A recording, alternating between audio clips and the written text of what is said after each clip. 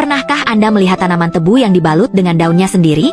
Bukan daun kering yang sudah gugur, tetapi daun hijau yang masih segar dan menyatu dengan batangnya. Di sebagian kebun, hal ini terlihat seperti kebiasaan yang sudah biasa. Tapi bagi banyak orang, ini justru tampak unik dan mungkin menimbulkan pertanyaan. Untuk apa sebenarnya tebu dibalut seperti itu? Ternyata, ini bukan sekadar tampilan atau kebiasaan turun-temurun tanpa makna. Ada alasan kuat di baliknya. Di sejumlah daerah di Asia Tenggara seperti Vietnam bagian selatan, Tiongkok Selatan, dan sebagian wilayah Indonesia, para petani punya cara tersendiri dalam merawat tebu mereka. Salah satunya adalah dengan membalut batang-batang tebu menggunakan daunnya sendiri sejak tanaman masih tumbuh. Tujuan dari pembalutan ini adalah untuk menjaga kelembaban batang.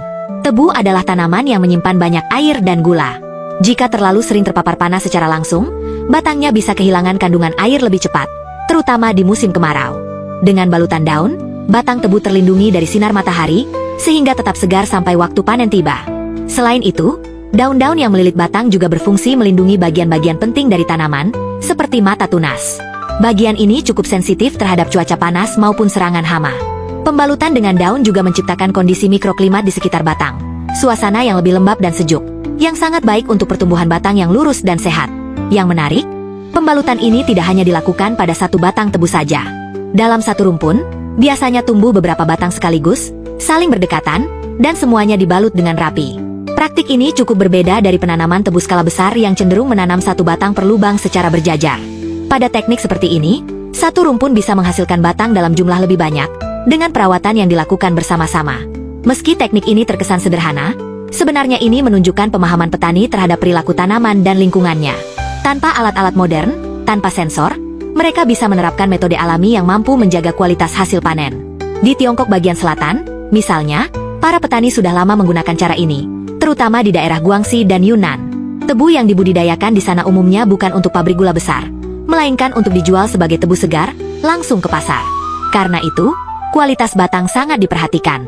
Dari Tiongkok, teknik ini kemudian menyebar ke Vietnam, dan mungkin juga masuk ke Indonesia melalui petani-petani yang terbuka terhadap metode tanam dari luar negeri. Di Indonesia sendiri, praktik ini belum banyak dikenal. Namun beberapa video lapangan menunjukkan bahwa ada petani yang sudah mulai menerapkannya, terutama di wilayah seperti Sulawesi dan Kalimantan. Meski tidak terdokumentasi secara resmi, praktik ini membuktikan bahwa inovasi bisa datang dari mana saja, termasuk dari kebun kecil yang dikelola secara mandiri. Menariknya lagi, teknik seperti ini biasanya tidak ditemukan di pertanian skala industri. Tebu yang dibalut dengan daunnya sendiri umumnya ditanam untuk pasar lokal, bukan untuk pabrik pengolahan gula. Petani menanamnya untuk dijual sebagai bahan minuman segar, atau untuk kebutuhan konsumsi langsung. Karena itulah, perhatian terhadap kondisi fisik batang jadi lebih besar, dan pembalutan daun menjadi salah satu caranya. Teknik ini juga bisa disebut sebagai bagian dari kearifan lokal. Ia mungkin tidak tercatat dalam buku teks pertanian, tapi hidup di tengah-tengah masyarakat petani, diwariskan dari generasi ke generasi, dan terus berkembang seiring pengalaman. Cara ini menunjukkan bahwa pertanian tidak selalu harus bergantung pada teknologi tinggi. Kadang, pendekatan sederhana seperti membalut batang dengan daun pun bisa membawa manfaat besar, bagi tanaman, bagi petani, dan bagi lingkungan. Melihat teknik ini lebih dekat, kita bisa belajar satu hal penting, bahwa pertanian tidak selalu soal efisiensi produksi massal. Ada juga pertanian yang tumbuh dengan perhatian, ketelitian, dan rasa hormat terhadap alam. Dan kadang, justru dari situ muncul hasil yang lebih baik dan lebih berkelanjutan. Mungkin di masa depan, praktik seperti ini bisa menginspirasi lebih banyak orang. Bukan hanya karena unik, tapi karena menunjukkan bahwa pertanian bisa berjalan dengan cara yang alami, murah, dan tetap efektif.